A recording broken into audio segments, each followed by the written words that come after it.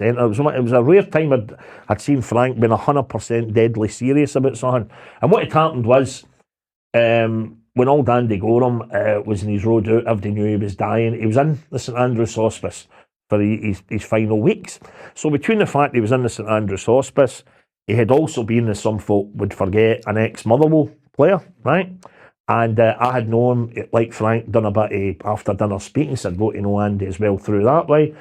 The convener of the Airdrie Working Man's Club in the same town as the hospice, Bobby, he said to me, what about you fancy putting on a night or something for Andy Gorham? And I mind talking to Frank about it in the time. And we knew as well that Andy didn't have any money. His past story's been well documented.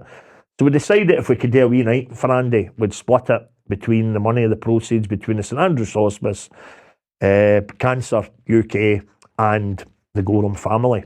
Money for the funeral, basically, you know what I mean? So, what we thought was just going to be a wee nice night, a wee bit of reverential, and I look back talking about Andy, who was up in the hospice, but we don't know of any sign of him.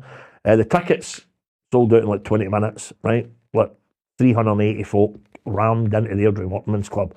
Frank had been brilliant help we get, and he got a lot of the Celtic guys in that era, guys that had played against Andy Gorham, right? And then we got a lot of the boys that had played with Andy Gorham, going back, and Colin Hendry and guys like that, you know. And there wasn't one of them that said, I can't make it, right? The only guy I think in mind was John Bomber Brown, and he was gutted he couldn't make it. He was in holiday, right? So that's fair enough, right? So the rest of the guys were there, and I'd said to Frank, I'd said to Andy, I'd been in told with him in the text. I know. Obviously, I'm coming. Aye, I know, it's amazing, because I thought, in the run up to, I was saying, Andy, we're doing this. Oh, that's off a good time, and that's great. Say hello to all the boys. And I said, no, don't be daft. I says, but you know, it'd be really nice, Andy.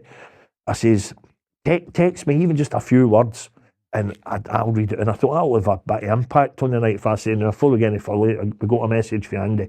He's up there in the hospice. Bear in mind, he died 9 days later after this event, right? Which is why I'm coming to the most amazing. But so he hadn't get back to me. A couple of texts back, and then a gap, and I'm thinking the man's in his road out, you know. Next thing Frank says to me, the day of the event, Andy's going to come down to the club. And I said, what? He said, aye, he's determined he's going to come down.